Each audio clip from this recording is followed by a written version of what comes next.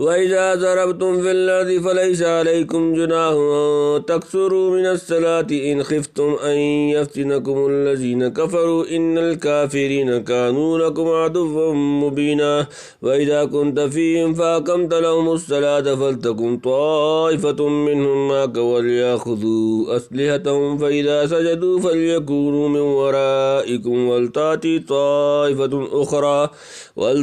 طَائِفَةٌ أُخْرَى لَمْ يُصَلُّوا فَلْيُصَلُّوا مَعَكَ وَلْيَأْخُذُوا حِذْرَهُمْ وَأَسْلِحَتَهُمْ وَدَّ الَّذِينَ كَفَرُوا لَوْ تَغْفُلُونَ عَنْ أَسْلِحَتِكُمْ وَأَمْتِعَتِكُمْ فَيَمِيلُونَ عَلَيْكُمْ مَيْلَةً وَاحِدَةً وَلَا جُنَاحَ عَلَيْكُمْ إِنْ كَانَ بِكُمْ أَذًى مِّن مَّطَرٍ أَوْ كُنتُم مَّرْضَىٰ أَن تَضَعُوا أَسْلِحَتَكُمْ وَخُذُوا خِذْرَكُمْ إِنَّ اللَّهَ أَعَدَّ لِلْكَافِرِينَ عَذَابًا مُّهِينًا وَإِذَا قَضَيْتُمُ الصَّلَاةَ فَاذْكُرُوا اللَّهَ قِيَامًا وَقُعُودًا وَعَلَىٰ جُنُوبِكُمْ فَإِذَا اطْمَأْنَنتُمْ فَأَقِيمُوا الصَّلَاةَ إِنَّ الصَّلَاةَ كَانَتْ عَلَى الْمُؤْمِنِينَ كِتَابًا مَّوْقُوتًا وَلَا تَهِنُوا فِي ابْتِغَاءِ الْقَوْمِ إِن تَكُونُوا تَعْلَمُونَ فَإِنَّهُمْ يَعْلَمُونَ كَمَا تَعْلَمُونَ وَتَرْجُونَ مِنَ اللَّهِ مَا لَا يَرْجُونَ وَكَانَ اللَّهُ عَلِيمًا حَكِيمًا وَإِذَا ضَرَبْتُمْ فِي الْأَرْضِ فَلَيْسَ عَلَيْكُمْ جُنَاحٌ أَن تَقْصُرُوا مِنَ الصَّلَاةِ إِنْ خِفْتُمْ أَن يَفْتِنَكُمُ الَّذِينَ كَفَرُوا إِنَّ الْكَافِرِينَ كَانُوا لَكُمْ عَدُوًّا مُّبِينًا آسان ترجمہ وَإِذَا اور جب ضربتم سفر کرو فی الارض ملک میں فلیس پس نہیں علیکم تم پر جناح کوئی گناہ ان کے تکسرو کسر کرو من سے الصلاۃ نماز ان اگر خفتم تم کو ڈر ہو ان کے یفتنکم تمہیں ستائیں گے الذین کفروا وہ لوگ جنہوں نے کفر کیا کافر ان بے شک الکافرین کافر جمع کانو ہیں لکم تمہارے عدو مبینہ دشمن کھلے اور جب تم زمین میں سفر کرو اور تمہیں اس بات کا خوف ہو کہ کافر لوگ تمہیں پریشان کریں گے تو تم پر اس بات میں کوئی گناہ نہیں ہے کہ تم نماز میں قصر کر لو یقیناً کفر لوگ تمہارے کھلے دشمن ہیں اللہ تعالیٰ نے سفر کی حالت میں ظہر عصر اور عشاء کی نماز عادی کر دی ہے اسے قصر کہا جاتا ہے عام سفروں میں قصر ہر حالت میں واجب ہے چاہے دشمن کا خوف ہو یا نہ ہو لیکن یہاں ایک خاص قسم کے قصر کا ذکر مقصود ہے جو دشمن کے مقابلے کے وقت ہی ہو سکتا ہے اس میں یہ چھوٹ بھی ہوتی ہے کہ مسلمانوں کا لشکر دو حصوں میں تقسیم ہو کر ایک ہی امام کے پیچھے باری باری ایک رکعت پڑھے اور دوسری رکعت بعد میں تنہا پوری کرے جس کا طریقہ اگلی آیت میں بیان کیا گیا ہے چونکہ یہ خاص قسم کا قصر جسے صلاۃ الخوف کہتے ہیں دشمن کے مقابلے کی حالت ہی میں ہو سکتا ہے اس لیے یہاں قصر کے ساتھ یہ شرط لگائی گئی ہے کہ اگر تمہیں اس بات کا خوف ہو کہ کافر لوگ تمہیں پریشان کریں گے ابن جریر حضرت صلی اللہ علیہ وآلہ وسلم نے غزوہ ذات الرقاع کے موقع پر صلاۃ الخوف پڑھی ہے اس کا مفصل طریقہ حدیث اور فقہ کی کتابوں میں موجود ہے وَإِذَا كُنْتَ فِيهِمْ فَأَقَمْتَ لَهُمُ الصَّلَاةَ فَلْتَقُمْ طَائِفَةٌ مِّنْهُمْ مَعَكَ وَلْيَأْخُذُوا أَسْلِحَتَهُمْ فَإِذَا سَجَدُوا فَلْيَكُونُوا مِنْ وَرَائِكُمْ وَلْتَأْتِ طَائِفَةٌ أُخْرَى لَمْ يُصَلُّوا فَلْيُصَلُّوا مَعَكَ وَلْيَأْخُذُوا حِذْرَهُمْ وَأَسْلِحَتَهُمْ وَدَّ الَّذِينَ كَفَرُوا لَوْ تَغْفُلُونَ عَنْ أَسْلِحَتِكُمْ وَأَمْتِعَتِكُمْ فَيَمِيلُونَ عَلَيْكُمْ مَيْلَةً وَاحِدَةً وَلَا جُنَاحَ عَلَيْكُمْ إِنْ كَانَ بِكُمْ أَذًى مِّن مَّطَرٍ أَوْ كُنتُم مَّرْضَىٰ أَن تَضَعُوا أَسْلِحَتَكُمْ وَخُذُوا حِذْرَكُمْ إِنَّ اللَّهَ أَعَدَّ لِلْكَافِرِينَ عَذَابًا مُّهِينًا آسان ترجمہ وَإِذَا اور جب کنتا آپ ہوں فیہم ان میں فاقمتا پھر قائم کرے لہم ان کے لیے صلاۃ نماز فلتکم تو چاہیے کہ کھڑی ہو طائفتن ایک جماعت منہم ان میں سے معاکا آپ کے ساتھ ولیاخذوا اور چاہیے کہ وہ لے لیں اسلحتہم اپنے ہتھیار فیضا پھر جب سجدوا وہ سجدہ کریں فلیکونوا تو ہو جائیں گے من ورائکم تمہارے پیچھے ولتاتی اور چاہیے کہ آئے طائفتن جماعت اخرى دوسری لم یصلوا نماز نہیں پڑھی فلیصلوا پس وہ نماز پڑھیں معاکا آپ کے ساتھ وَلْيَأْخُذُوا اور چاہیے کہ لیں حِذْرَهُمْ اپنا بچاؤ اسلحتہم اور اپنا اسلحہ وَدَّ چاہتے ہیں الذین کفروا جن لوگوں نے کفر کیا کافر لو تغفلون کہ تم غافل ہو عن سے اسلحتکم اپنے ہتھیار جمع با اور امتعتکم اپنے سامان فیمیلون تو وہ جھک پڑیں حملہ کریں علیکم تم پر میلتاً جھکنا واحدتاً ایک بار یک بارگی ولا اور نہیں جناح گناہ علیکم تم پر ان اگر کانا ہو بکم تمہیں اذن تکلیف میں مطر بارش سے او کنتم یا تم ہو مرضى بیمار ان تضعوا کے اتار رکھو اسلحتکم اپنا اسلحہ وخذو اور لے لو حذرکم اپنا بچاؤ ان بے شک اللہ اعد تیار کیا للکافرین کافروں کے لیے عذاباً عذاب مہیناً ذلت والا۔ اور اے پیغمبر جب تم ان کے درمیان موجود ہو اور انہیں نماز پڑھاؤ تو دشمن سے مقابلے کے وقت اس کا طریقہ یہ ہے کہ مسلمانوں کا ایک گروہ تمہارے ساتھ کھڑا ہو جائے اور اپنے ہتھیار ساتھ لے لے، پھر جب یہ لوگ سجدہ کر چکیں تو تمہارے پیچھے ہو جائیں اور دوسرا گروہ جس نے ابھی تک نماز نہ پڑھی ہو آگے آ جائے اور وہ تمہارے ساتھ نماز پڑھے اور وہ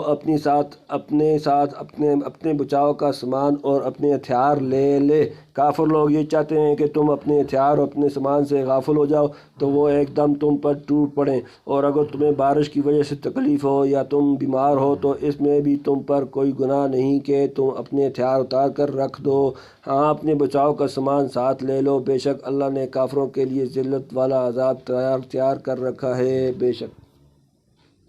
فَإِذَا قَضَيْتُمُ الصَّلَاةَ فَاذْكُرُوا اللَّهَ قِيَامًا وَقُعُودًا وَعَلَىٰ جُنُوبِكُمْ فَإِذَا اطْمَأْنَنْتُمْ فَأَقِيمُوا الصَّلَاةَ إِنَّ الصَّلَاةَ كَانَتْ عَلَى الْمُؤْمِنِينَ كِتَابًا مَوْقُوتًا۔ فَإِذَا پھر جب قضیتم تم ادا کر چکو الصلاۃ نماز فاذکروا تو یاد کرو اللہ قیاماً کھڑے و قعوداً اور بیٹھے والا اور پر جنوبکم اپنی کروٹیں فیضا پھر جب اطمأننتم تم مطمئن ہو جاؤ فاقیموا تو قائم کرو الصلاۃ نماز ان بے شک الصلاۃ نماز کانت ہے علی پر المؤمنین مومن جمع کتاباً فرض موقوتا مقررہ اوقات میں۔ پھر جب تم نماز پوری کر چکو تو اللہ کو ہر حالت میں یاد کرتے رہو، کھڑے بھی بیٹھے بھی اور لیٹے ہوئے بھی۔ پھر جب تمہیں دشمن کی طرف سے اطمینان حاصل ہو جائے تو نماز قاعدے کے مطابق پڑھو، بے شک نماز مسلمانوں کے ذمہ ایک ایسا فرض ہے جو وقت کا پابند ہے، یعنی سفر یا خوف کی حالت میں نماز میں تو قصر ہو سکتا ہے لیکن اللہ کا ذکر ہر حالت میں جاری رہنا چاہیے کیونکہ اس کا نہ کوئی خاص وقت مقرر ہے نہ کوئی خاص حید، وہ کھڑے بیٹھے لیٹے ہر حالت میں ہو سکتا ہے۔ وَلَا تَهِنُوا فِي ابْتِغَاءِ الْقَوْمِ إِن تَكُونُوا تَعْلَمُونَ فَإِنَّهُمْ يَعْلَمُونَ كَمَا تَعْلَمُونَ وَتَرْجُونَ مِنَ اللَّهِ مَا لَا يَرْجُونَ وَكَانَ اللَّهُ عَلِيمًا حَكِيمًا۔ آسان ترجمہ ولا تہنوا اور ہمت نہ ہارو فی میں ابتغاء پیچھا کرنا القومی قوم کفار ان اگر تکونوا تعلمون تمہیں دکھ پہنچتا ہے فإنہم تو بے شک انہیں یعلمون دکھ پہنچتا ہے کما تعلمون جیسے تمہیں دکھ پہنچتا ہے، بے شک سبحان اللہ۔ وہ ترجون اور تم امید رکھتے ہو من سے اللہ مالا جو نہیں یرجون وہ امید رکھتے ہو کانا اور ہے اللہ علیمن جاننے والا حکیمن حکمت والا۔ اور تم ان لوگوں یعنی کافر دشمن کا پیچھا کرنے میں کمزوری نہ دکھاؤ، اگر تمہیں تکلیف پہنچی ہے تو ان کو بھی اسی طرح تکلیف پہنچی ہے جیسے تمہیں پہنچی ہے، اور تم اللہ سے اس بات کے امیدوار ہو جس کے وہ امیدوار نہیں، اور اللہ علم کا بھی مالک ہے حکمت کا بھی مالک ہے۔ جنگ کے اختتام پر لوگ تھکے ہوئے ہوتے ہیں اور اس وقت دشمن کا تعاقب باری معلوم ہوتا ہے، لیکن اگر جنگی مصلحت ہو اور امیر حکم دے تو تعاقب واجب ہے۔ ایسے میں یہ سوچنے کی ترغیب دی گئی ہے کہ جس طرح ہم تھکے ہوئے ہیں دشمن بھی تو تھکا ہوا ہے، اور مسلمانوں کو اللہ تعالیٰ کی طرف سے مدد اور ثواب کی جو امید ہے وہ دشمن کو حاصل نہیں ہے، سبحان اللہ۔ انا انزلنا الیک الکتاب بالحق لتحکم بین الناس بما اراک اللہ ولا تکن للخائنین حسیما۔ انا بے شک ہم انزلنا ہم نے نازل کیا الیکا آپ کی طرف الکتابہ کتاب بالحق حق کے ساتھ سچی لتحکم تاکہ آپ فیصلہ کریں بین درمیان الناسی لوگ بما اراکا جو دکھائے آپ کو اللہ ولا اور نہ تکن ہوں للخائنین خیانت کرنے والے دغاباز کے لیے خصیماً جھگڑنے والا طرفدار۔ بے شک ہم نے حق پر مشتمل کتاب تم پر اس لیے اتاری ہے کہ تاکہ تم لوگوں کے درمیان اس طریقے کے مطابق فیصلہ کرو جو اللہ نے تم کو سمجھا دیا ہے، اور تم خیانت کرنے والوں کی طرفدار نہ بنو۔ یہ آیتیں اگرچہ عام ہدایتوں پر مشتمل ہیں مگر ایک خاص واقعہ میں نازل ہوئی ہیں۔ خاندان بنو ابیرک کے ایک شخص بشر نے جو ظاہری طور پر مسلمان تھا، ایک صحابی حضرت رفاع رضی اللہ تعالیٰ عنہ کے گھر میں نقب لگا کر کچھ غلہ اور کچھ ہتھیار چرا لیے اور لے جاتے وقت ہوشیاری یہ کی کہ غلے کی بوری کا منہ اس طرح کھولا کہ تھوڑا تھوڑا غلہ راستے میں گرتا جائے، یہاں تک کہ ایک یہودی کے گھر کے دروازے پر پہنچ کر بوری کا منہ بند کر دیا اور بعد میں چوری کیے ہوئے ہتھیار اس یہودی کے پاس رکھوا دیے۔ جب چوری کی تفتیش شروع ہوئی تو ایک طرف غلے کے نشانات یہودی کے گھر تک پائے گئے اور دوسری طرف ہتھیار اسی کے پاس سے برآمد ہوئے۔ اس لیے شروع میں حضرت صلی اللہ علیہ وآلہ وسلم کا خیال یہ ہونے لگا کہ یہ چوری اس یہودی نے کی ہے۔ یہودی سے پوچھا گیا تو اس نے کہا کہ ہتھیار تو میرے پاس بشر نامی شخص نے رکھوائے تھے، مگر چونکہ وہ اس پر کوئی گواہ پیش نہ کر سکا تھا اس لیے آپ کا رجحان اس طرف ہونے لگا کہ وہ جان بچانے کے لیے بشر کا نام لے رہا ہے۔ دوسری طرف بشر کے خاندان بنو ابیرک کے لوگ بھی بشر کی وکالت کرتے ہوئے اس بات پر زور لگا رہے تھے کہ سزا بشر کے بجائے یہودی کو دی جائے۔ ابھی یہ معاملہ چل نہیں رہا تھا کہ یہ آیات کریمہ نازل ہو گئیں اور ان کے ذریعے بشر کی دھوکہ بازی کا پردہ چاک کر دیا گیا اور یہودی کو بے گناہ قرار دے کر بری کر دیا گیا۔ بشر کو جب راز فاش ہونے کا پتہ لگا تو وہ فرار ہو کر کفار مکہ سے جا ملا اور وہاں کفر کی حالت میں بری طرح اس کی موت واقع ہوئی۔ ان آیات کے ذریعے ایک طرف تو معاملے کی اصل حقیقت حضرت صلی اللہ علیہ وآلہ وسلم پر کھول دی گئی، اس کے علاوہ مقدمات کے فیصلے کرنے کے لیے اہم اصول بتا دیے گئے ہیں۔ پہلا اصول یہ ہے کہ تمام فیصلے کتاب اللہ کے احکام کے تابع ہونے چاہئیں۔ دوسرا اصول یہ ہے کہ اللہ تعالیٰ اپنے پیغمبر صلی اللہ علیہ وآلہ وسلم پر بہت سے ایسے امور کھولتے رہتے ہیں جو صراحتاً قرآن میں مذکور نہیں ہے، فیصلہ ان کی روشنی میں ہونے چاہیے۔ آیت کے الفاظ اس طریقے کے مطابق فیصلہ کرو جو اللہ نے تمہیں سمجھا دیا ہے، اسی طرف اشارہ کر رہے ہیں اور ان سے قرآن کریم کے علاوہ حضرت صلی اللہ علیہ وآلہ وسلم کی سنت کی حجیت کا بھی ثبوت ملتا ہے۔ تیسرا اصول یہ بیان فرمایا گیا ہے کہ جس کسی شخص کے بارے میں یہ معلوم ہوا کہ وہ کسی مقدمے میں غلطی پر ہے، اس کی وکالت کرنا جائز نہیں۔ بنو ابیرک جو بشر کی وکالت کر رہی تھی ان کی تنبیہ کی گئی ہے کہ اول تو یہ وکالت جائز نہیں، دوسرے اس کا فائدہ ملزم کو زیادہ سے زیادہ دنیا میں پہنچ سکتا ہے، آخرت میں تمہاری وکالت اس کو اللہ کے عذاب سے نہیں بچا سکتی۔ وَاسْتَغْفِرِ اللَّهَ إِنَّ اللَّهَ كَانَ غَفُورًا رَحِيمًا، واستغفر اور بخشش مانگیں اللہ ان بے شک اللہ کانا ہے غفوراً بخشنے والا، رحیماً مہربان، اور اللہ سے مغفرت طلب کرو، بے شک اللہ بہت بخشنے والا بڑا مہربان ہے۔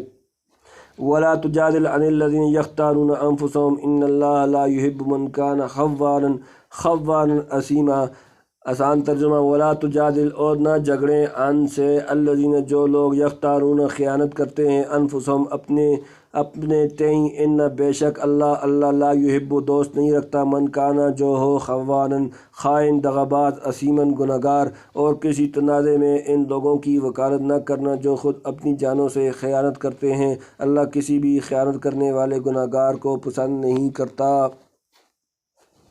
یستخفون من الناس ولا یستخفون من اللہ وهو معهم اذ یبیتون ما لا یرضی من القول وکان اللہ بما یعملون محیطا۔ یستخفون وہ چھپتے شرماتے ہیں، من سے الناس لوگ، ولا اور نہیں، یستخفون چھپتے شرماتے من سے اللہ وہو حالانکہ وہ معهم ان کے ساتھ، اذ یبیتون جب راتوں کو مشورہ کرتے ہیں، وہ ما لا جو نہیں، یرضی پسند کرتا، من سے القولی بات، وکانا اور ہے اللہ بما اس سے جو یعملون وہ کرتے ہیں، محیطاً احاطہ کیے گھیرے ہوئے۔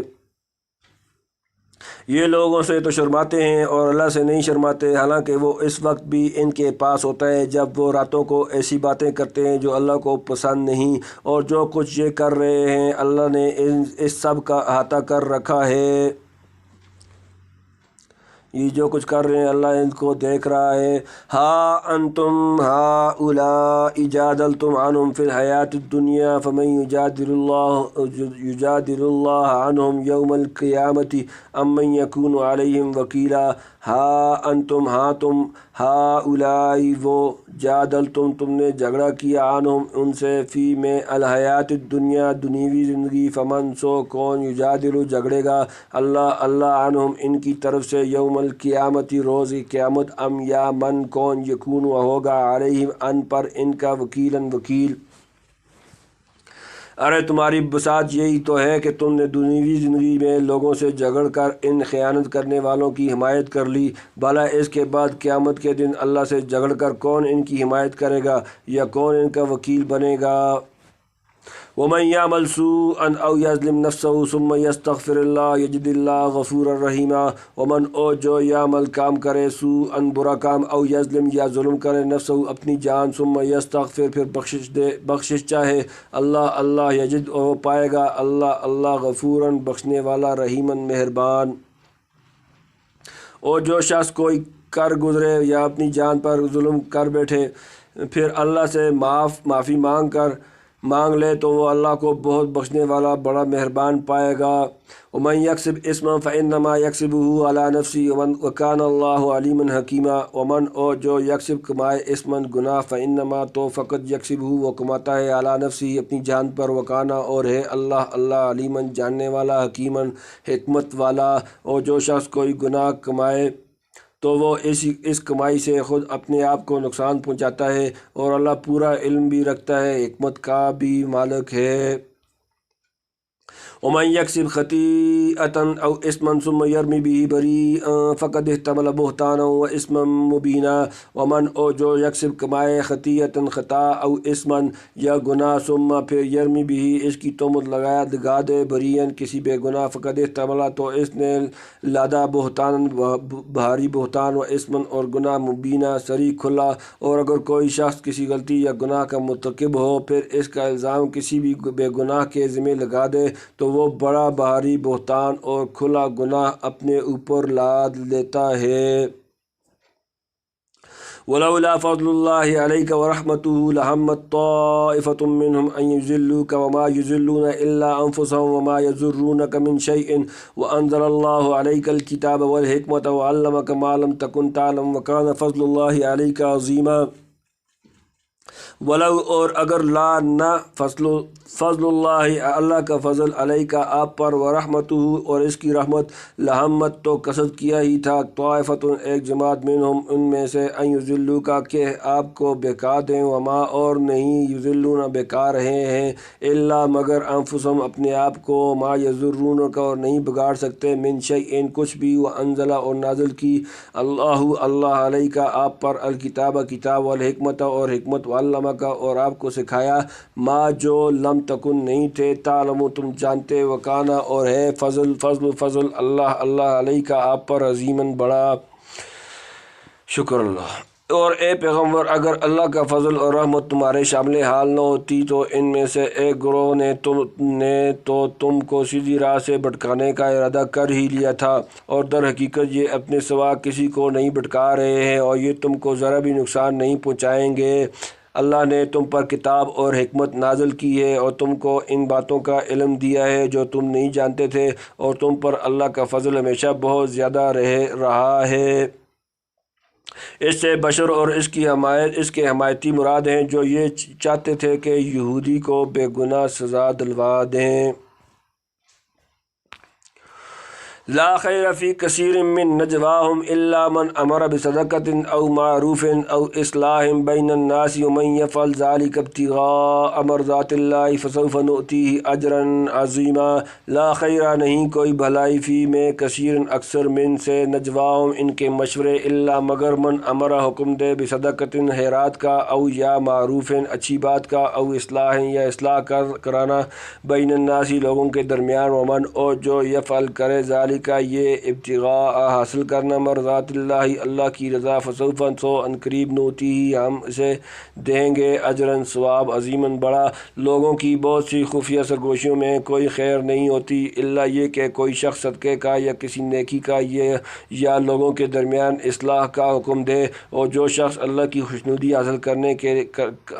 کرنے کے لیے ایسا کرے گا ہم اس کو زبردست ثواب عطا کریں گے۔ ومن يشاقق الرسول من بعد ما تبين له الهدى ويتبع غير سبيل المؤمنين نوله ما تولى ونصله جهنم وساءت مصيرا۔ ومن او جو یشاقق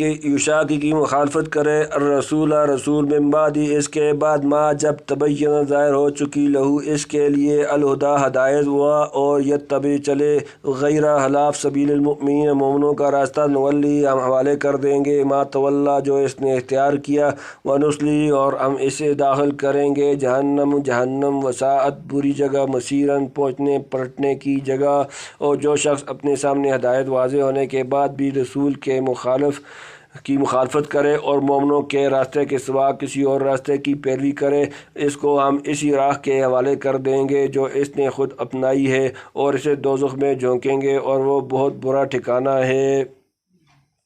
اس آیت سے علماء کرام بالخصوص امام شافعی نے اجماع کی حجیت پر استدلال کیا ہے، یعنی جس مسئلے پر پوری امت مسلمہ متفق رہی ہو وہ یقینی طور پر برحق ہوتا ہے اور اس کی مخالفت جائز نہیں۔ ان اللہ لا یغفر ان یشرک بہ